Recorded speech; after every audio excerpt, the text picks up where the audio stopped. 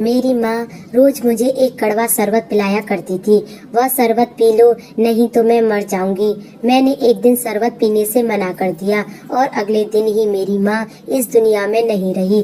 फिर एक दिन शरबत का राज जानकर मेरे पैरों तले से जमीन खिसक गई, क्योंकि वह शरबत नहीं, वह तो एक मेरा नाम मोहित है। यह बात उस समय की है जब मेरी उम्र 17 साल थी। हम जॉइंट फैमिली में रहते थे। मेरे पापा के 4 भाई थे। मेरे पापा सबसे छोटे थे। उन सब की औलाद जवान थी और सब अपने अपने घरों के हो गए थे। सबके यहाँ बेटियां थी। मैं ही उस खानदान का इकलौता बेटा था। इसी वजह से सबका लाडला था। खानदान का इकलौता बेटा होने की वजह से सब मुझसे बहुत प्यार करते थे। सब मेरे नखरे उठाते और मेरे सारे चाचा मुझे बड़े प्यार से रखते, जैसे मैं उनका असली बेटा हूँ। मेरे मुंह से निकली हुई कोई भी बात 2 मिनट में ही पूरी कर दी जाती। उस दिन मैं एक ही ऐसा इंसान था जिसने मेरे साथ लाड तो क्या, मेरे से प्यार से बात तक नहीं की थी, जिसने मुझे कभी भी प्यार भरी नजरों से नहीं देखा था, जो मेरा इतना ख्याल भी नहीं रखती थी जितना ख्याल मेरे लिए उनका हक बनता। उसने कभी मुझे यह नहीं कहा कि मैं उसका बेटा हूँ। और वह थी मेरी माँ। मेरी माँ के साथ सौतेला बेटा जैसा सलूक करती थी। मैं पढ़ाई में अच्छा था, हर बार फर्स्ट आता था, फिर भी वह मेरी तारीफ नहीं करती थी। कोई भी अच्छा काम करता तो भी वह मुझसे गुस्सा ही होती। पापा भी अक्सर उनको समझा देते कि ऐसा क्यों करती हो। सब रिश्तेदार भी कहते हैं इस औरत को अपने बेटे की कदर नहीं है। एक दिन मेरी माँ ने तंग आकर सबके सामने कह दिया कि हाँ, मैं एक बेटे की माँ हूँ तो क्या करूँ, इसमें कौन सी बड़ी बात है। तुम लोगों के घरों सिर्फ बेटियाँ हैं, इसलिए तुम्हारे लिए यह बात बड़ी होगी, मेरे लिए कोई बड़ी बात नहीं है। तुम लोगों को इसका एहसास है तो तुम कर लिया करो, इसकी फिक्र, इसके नखरे उठाओ, लेकिन मुझे मेरे हाल पर छोड़ दो। मैंने आज तक अपनी माँ से कभी कोई बदतमीजी नहीं की थी। उसके हुक्म के खिलाफ जाकर कोई काम नहीं किया था। फिर उसका रवैया मेरे साथ ऐसा क्यों था, मेरी यह बात बिल्कुल भी समझ में नहीं आती थी। मुझे यह भी पता चला कि एक बार मेरे बाप ने मेरी माँ से जबरदस्ती तलाक भी ले लिया था, लेकिन फिर भी इन्होंने दोबारा शादी की थी। माँ ने मुझे इस बात की वजह नहीं बताई थी। वह मुझसे अपने दुख तक नहीं बांटती थी, पर मेरी तो माँ थी, मैं फिर भी उससे मोहब्बत करता था। चाची का रवैया भी सबके साथ बहुत ज्यादा बुरा था, लेकिन वह तो सबके साथ ही ऐसी थी और हम जानते थे कि वह ऐसी है। लेकिन मेरी माँ मेरे कजिन भाइयों के साथ अच्छे से पेश आती थी, पर मैं उनका अपना बेटा था, लेकिन मुझसे प्यार नहीं करती थी। मैं उनकी मोहब्बत के लिए तरसता रहता था। उसके अलावा हर रात मेरी माँ मुझे एक जहर जैसा कड़वा शरबत पिलाती थी। यह काम वह मेरे बचपन से कर रही थी। उन्होंने एक दिन भी नहीं छोड़ा था। पहले मैं छोटा था, उसकी बात मान लेता था, पर मुझे उनका यह रवैया बिल्कुल भी समझ नहीं आता था। आखिर वह मुझको यह शरबत क्यों पिलाती थी। बस एक यही काम था जो वह मेरे लिए करती, और रात को मेरे कमरे में शरबत लेकर आती। उस वक्त मेरे पास ही बैठी रहती जब तक मैं उस शरबत को ना पी लेता। एक दिन वह शरबत पीने से मेरी तबीयत बहुत खराब हो गई। रात को मेरे पेट में बहुत ज्यादा दर्द हो गया। घर वाले सब परेशान हो गए। मुझे रात को ही डॉक्टर के पास ले जाया गया। डॉक्टर ने कहा कि आप जो भी पी रहे हैं उसे मत पियो। फिर अगली रात मैंने अपनी माँ को वह शरबत पीने से मना कर दिया। अपनी सेहत का भी बताया, पर वह नहीं मानी, जैसे उसको मेरी फिक्र ही नहीं थी। क्या वह नहीं जानती थी कि मैं रात को ही अस्पताल से वापस आया हूँ।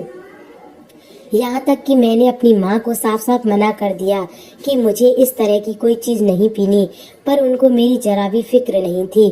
सिर्फ इतनी फिक्र थी कि बस मैं किसी तरह से उस जहर जैसे शरबत को पी लूं। आज पहली बार मैंने यह शरबत पीने से मना कर दिया। अपने इरादे का पक्का था। वह समझ गई थी कि शायद आज मैं उनकी बात नहीं मानूंगा। मैंने वह शरबत नहीं पिया। वह मेरी मन्नतें करती रही। वह परेशान लग रही थी। अचानक उनके मुंह से ऐसी बात निकल गई जिसने मुझे हैरान कर दिया। उन्होंने इतना कहा कि अगर मैंने शरबत नहीं पिया तो गजब हो जाएगा, प्लीज इस शरबत को पी लो। अगर तुमने शरबत नहीं पिया तो बहुत बुरा होगा। कुछ ऐसा जो मैं बता भी नहीं सकती, बस तुम मेरी बात मान लो। मैं नहीं माना। वह रोते हुए मेरे कमरे से बाहर चली गई। आज मुझे उनकी रोने की कोई परवाह नहीं थी, बल्कि मैं तो यह सोच रहा था कि इनको अपनी जिद बदलनी होगी। फिर मैं सुकून से सो गया और सुबह एक बुरी खबर के साथ मेरी आँख खुली। और वह खुद बुरी खबर सुनकर मेरे पैरों तले जमीन निकल गई। वह बुरी खबर यह थी कि मेरी माँ अब इस दुनिया में नहीं रही और रात को ठीक ठाक सोई और सुबह पता चला कि रात को किसी पहर में ही उसकी मौत हो गई। उनकी मौत की वजह समझ में नहीं आई। ना तो उनको कोई बीमारी थी और ना ही कोई उनके साथ हादसा हुआ था। आखिर ऐसा कैसा हो सकता है? मेरे दिमाग में सवाल तो बहुत है, पर सवालों से ज्यादा गम था। मेरी माँ ने कहा कि शरबत पी लो, लेकिन मैंने नहीं पिया। क्या मेरी माँ का इशारा इस तरफ था और शरबत पीने से मेरी माँ की जिंदगी पर क्या असर हो सकता था? यह बात मेरी समझ से बाहर थी, लेकिन मैं खुद को गुनहगार महसूस कर रहा था कि मैं अपनी माँ की मौत का जिम्मेदार था। अगर मैं शरबत पी लेता तो आज मेरी माँ जिंदा होती। सवाल और सदमा मिलकर मेरी जान ले रहे थे। एक दिमागी मरीज की तरह बन गया था। मैं बहुत रोया। मेरे लिए यह बहुत बुरा था। घर में शोक का माहौल था। पापा भी सदमे में थे। कुछ दिन बाद मैं अपने दोस्त के घर चला गया। वह भी मुझे तसल्ली दे रहा था और वहां से आने में लेट हो गया। यह पहली बार था कि मैं अपनी माँ की मौत के बाद घर से निकला। चांद आसमान पर था। उसकी चांदनी सितारों की रोशनी माहौल खुशगवार बना हुआ था। रात के सन्नाटे में अकेले यात्रा करना मेरा पहला चांस था। जब से मेरी माँ इस दुनिया से गई थी, मैंने वह शरबत नहीं पिया था। तब से ही मेरे सर में बहुत दर्द रहने लगा, जिसको मैं नज़रअंदाज नहीं कर सकता। मैं एक डॉक्टर के पास गया तो उसने कहा कि शायद टेंशन और सदमे की वजह से आपके सर में दर्द हो रहा है। असल वजह क्या है? यह दर्द तो मेरी जान ही नहीं छोड़ रहा। घर के हालात भी कुछ अजीब हो गए थे। मेरी एक कजिन सीढ़ियों से गिर गई और उसका सर फट गया। वह बिस्तर पर पड़ी थी कि दूसरी कजिन भी बहुत ज्यादा बीमार हो गई।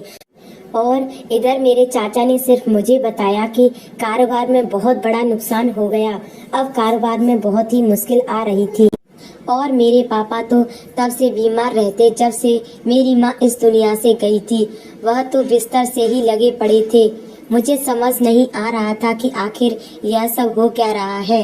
मेरे सर का दर्द भी जाने का नाम नहीं ले रहा था। मैं दवाइयाँ खा खाकर पागल सा हो चुका था।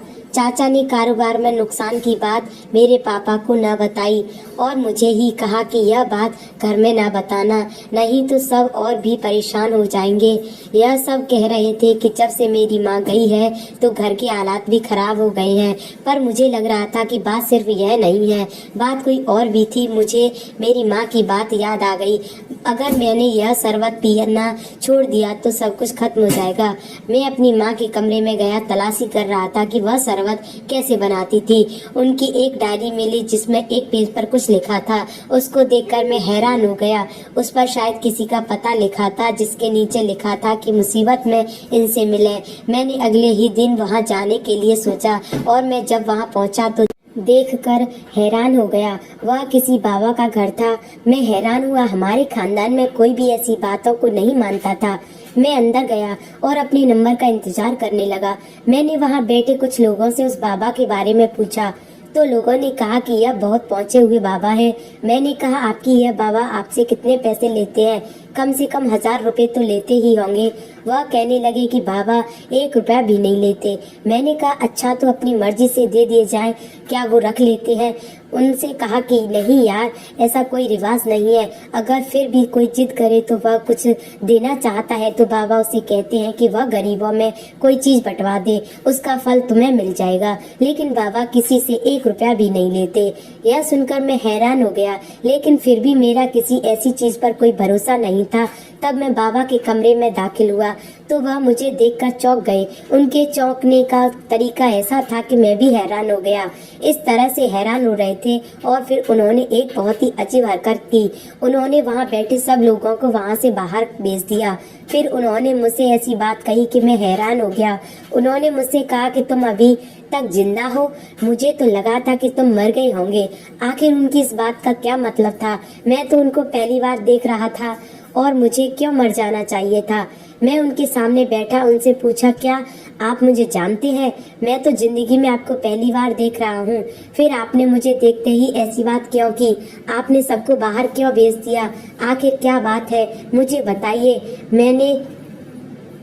उनको सब कुछ बताया कि मेरी माँ दुनिया से चली गई है और मेरे घर में पता नहीं क्या हो रहा है, सब कुछ तबाह होता जा रहा है, कारोबार भी नहीं चल रहा और घर के लोग भी बीमार हो रहे हैं, मेरे सर में भी हर वक्त दर्द रहता है। फिर उन्होंने मुझे एक ऐसी बात बताई जिसको सुनकर मैं हैरान हो गया। तुम अपने खानदान में एक अकेले लड़के हो जो जायदाद वारिस हो, इसलिए तुम्हारे दादा ने सब कुछ तुम्हारे नाम कर दिया था। तुम्हारे बाकी चाचा को यह बात जहर लगी, उनकी बीवियों ने मिलकर तुम पर बहुत बड़ा काला जादू करवाया था। वह जादू बहुत ही भयानक था। हम भी हैरान थे कि कोई इस कदर पत्थर दिल कैसे हो सकता है, पर किसी पर ऐसा जादू करवा सकता है। इस जादू की वजह से तुम बस 2-3 महीने ही जी पाते और तुम्हारी माँ जो कि एक अच्छे दिल वाली औरत थी, उनको सब कुछ पता चल गया था। उसने तुम्हारे बाप को बताया तो उनमें झगड़ा हो गया। तुम्हारा बाप ने गुस्से में आकर तुम्हारी माँ को तलाक दे दिया। फिर तुम्हारे बाप को गलती का एहसास हुआ तो उन्होंने तुम्हारी माँ से दोबारा शादी कर ली। एक दिन तुम्हारी माँ तुम्हारे बाप को लेकर मेरे पास आई। मैंने उनको सब कुछ बताया, लेकिन उन्हें फिर भी विश्वास नहीं हुआ और फिर तुम्हारी माँ ने मुझसे कोई हल पूछा। तब से मैं तुम्हारी माँ को जानता हूँ। मुझे तुम्हारी माँ की बात पर यकीन था। मैंने उस जादू का तोड़ तो दे दिया, पर वह जादू बहुत ताकतवर था। वह जादू सिर्फ तुम पर जब तक ही असर कर सकता था जब तक तुम 18 साल के नहीं हो जाते, लेकिन तब तक तुम्हें वह हर रोज मंत्र वाली जड़ी बूटी वाला शरबत पीना होगा। यह जड़ी बूटी वह मुझसे ही ले जाती थी और तुमने वह नहीं पिया। सबसे पहले उस जादू का असर तुम्हारी माँ पर हुआ, क्योंकि वही थी जिसकी वजह से जादू रुका हुआ था, और फिर तुम पर भी उसका धीरे धीरे असर होने लगा। मैंने हैरान होकर पूछा कि अगर यह जादू मुझ पर मेरी चाची ने करवाया तो फिर उन सब पर भी मुसीबतें क्यों आ रही हैं?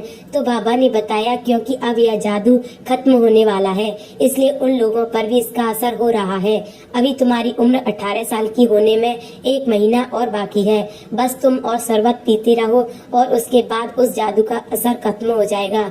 तुम्हारी माँ तो वापस नहीं आ सकती, पर शायद तुम्हारी जान बच जाएगी। वह इसलिए तुम पर शक्ति करती ताकि तुम मुझसे डर कर रहो और उसकी बात मानो, वरना वह रोज तुम्हें ऐसा कड़वा शरबत पीने पर मजबूर क्यों करती। फिर जब मैं वहाँ से वापस आया तो मैं बहुत दुखी था। मैंने अपनी जिद में आकर अपनी माँ को खो दिया। एक बार भी नहीं सोचा कि माँ तो माँ होती है, उनकी मोहब्बत कभी कम नहीं होती। मैंने अपने पापा को यह सब बताया, लेकिन पापा ने अभी भी मानने को तैयार नहीं थे कि उनका खानदान ऐसा कुछ कर सकता है। उनका कहना था कि तुम्हें इनकी मोहब्बत मैंने नहीं की जितनी मोहब्बत मेरे भाइयों ने की और उनकी पत्नियों ने। मेरा उनके लिए बस यही जवाब था कि उनकी मोहब्बत के पीछे असल में उनका एक मकसद छुपा हुआ है। आपने मेरी माँ की बात न मानी, यहाँ तक कि उनको एक दफा तलाक भी दे डाली। सिर्फ आपने खानदान वालों के लिए आप क्यों नहीं समझ रहे हैं कि मेरी माँ सच कह रही थी। मैंने भी सारी चीजों को महसूस किया है। मैं कोई छोटा बच्चा नहीं हूँ। मेरे पापा ने मेरी कोई बात न मानी। मैंने अपनी माँ की डायरी अपने पास रख ली और उसमें यह भी लिखा था कि तुम्हारे पापा यह बात भी नहीं मानेंगे क्योंकि वह उस जादू के असर में है। इसलिए मैंने अपने पापा को उनके हाल पर छोड़ दिया। अब मैं इस बाबा की ढेर सारी जड़ी बूटी ले आया और घर में बैठकर अपने लिए खुद ही शरबत बनाने लगा। फिर मैं यह सोचने लगा कि शरबत को बनाने में कितनी मेहनत लगती है और यह काम छुपकर भी करना पड़ता था। मेरी माँ को मेरी जान बचाने की खातिर क्या कुछ नहीं किया और मैंने जाते जाते भी उनसे बदतमीजी कर दी। यह सिकवा मुझे खुद के सारी जिंदगी रहेगा। मैंने 1 महीने तक वह शरबत पिया। 18 साल का होने के बाद मैं शहर चला गया। जाने से पहले मैंने अपने सब घर वालों को कहा कि मैं आपकी झूठी मोहब्बत को आपकी सच्ची मोहब्बत समझ रहा था। आप सबने जो मेरे साथ किया है, आपका मकसद नाकाम हो गया। सिर्फ आपकी वजह से मेरी माँ वापस नहीं आ सकती, लेकिन मैं आप लोगों को कभी माफ नहीं करूँगा। मैंने वह घर छोड़ दिया और शहर में ही रहने लगा। बहुत मेहनत की, पढ़ाई की, अपना घर बनाया और वहीं एक होटल बनाया जिसको अपनी माँ का नाम दिया। इस बात का मुझे बहुत दुख था कि मेरे पापा मेरे साथ नहीं आए। एक दिन मैंने उनको अपने घर के बाहर खड़े देखा, मुझे बहुत खुशी हुई। वह मेरे सामने हाथ जोड़ने लगे, कहने लगे कि तुम सच कह रहे थे बेटा, और तुम्हारी माँ भी सच कहती थी। मैं ही बदनसीब था, अब मैं तुम्हारे साथ ही रहूंगा और तुम्हारा साथ दूंगा। मेरे पापा ने यह भी बताया कि मेरे जाने के बाद उस घर में बहुत मुसीबत आई, शायद उनको उनके कर्मों की सजा मिल रही थी। मैंने और मेरे पापा ने अपने खानदान से दौलत के बारे में अभी कोई बात ना की। मेरे पापा को भी अब दौलत से कोई मतलब नहीं था, मुझे भी नहीं चाहिए थी। मेरी खानदानी दौलत जिसने मेरे अपनों को ही मेरा दुश्मन बना दिया। मैं खुद को बहुत खुश नसीब समझता था। मुझे क्या पता था कि मेरे घर वालों की मोहब्बत के पीछे उनकी नफरत है। मेरी माँ जिसने सारी जिंदगी इस राज को अपने सीने में दफन रखा सिर्फ इसलिए कि वह मेरी जान बचा सके, और ऐसे ही वह इस दुनिया से चली गई। आप इस कहानी के बारे में क्या कहना चाहेंगे, हमें कमेंट में जरूर बताएं और कहानी को लाइक, शेयर और सब्सक्राइब करें। धन्यवाद।